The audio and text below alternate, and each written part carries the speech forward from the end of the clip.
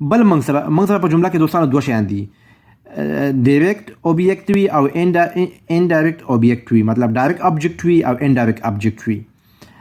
مطلب موږ په پښتو کې فعل، فاعل، مفعول دې ته مطلب وایي. اکوزاتیو موږ سره دلته وګورئ تاسو، اصحاب عینن تش وایي ما سره یو میز ده.